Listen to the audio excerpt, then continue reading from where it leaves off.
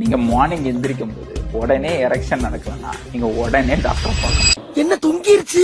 ஏன்னா morning erection நடக்கலன்னா உங்க ஹார்ட்ல ஏதோ ப்ராப்ளம் இருக்க வாய்ப்பு இருக்கு. அது ஏன்னு தெரிஞ்சுக்கிறதுக்கு முன்னாடி ஃபர்ஸ்ட் எரெக்ஷன் எப்படி நடக்குதுன்னு தெரிஞ்சுக்கணும். நைட் டைம்ல நீங்க டீப் ஸ்லீப்ல இருக்கும்போது பிரெயின் ரிலாக்ஸ் ஆகி பாடியில கார்டிசால் என்ற ஸ்ட்ரெஸ் ஹார்மோன் குறையும். So all over the body blood vessels relax ஆகி ஹார்ட்ல இருந்து எல்லா பார்ட்ஸ்க்கும் போற பிளட் ஃப்ளோ இன்க்ரீஸ் ஆகும். அப்படிதான் உங்க பீனிஸ்க்கும் ஆகும். பீனிஸ்க்கு சப்ளை பண்ற ஆர்டரியோட சைஸ் 1 to 2 mm இருக்கும். அதே உங்க ஹார்ட் மசிலுக்கு சப்ளை பண்ற ஆர்டரியோட சைஸ் 5 to 6 mm ஸ்டார்ட் ஆகி அப்படியே டேப்பர் ஆயிட்டு வரும். சோ ஹார்ட்ல இருந்து வர பிளட் ஃப்ளோ உங்க பீனிஸ்க்கு ஜாஸ்தியா போகும்போது எரெக்ஷன் வரும். மேட்டர் என்னன்னா உங்க பீனிஸ்க்கு பிளட் சப்ளை பண்ற பிளட் வெசல்ல ஒரு பிளாக் இருந்து அதனால உங்க பீனிஸ்க்கு எரெக்ஷன் வரலன்னா உங்க ஹார்ட்டுக்கு சப்ளை பண்ற பிளட் வெசல்ல பிளாக் இருக்க வாய்ப்பு இருக்கு. இந்த மார்னிங் எரெக்ஷன் நடக்காம இருக்கிறதுக்கு இன்னும் 5 முக்கியமான காரணங்கள் இருக்கு. ஃபர்ஸ்ட் உங்க லேக் ஆஃப் ஸ்லீப், ரெண்டாவது ஸ்ட்ரெஸ், மூணாவது நீங்க எடுக்கிற மெடிகேஷன்ஸ், நாலாவது ஹார்மோனல் சேஞ்சஸ்,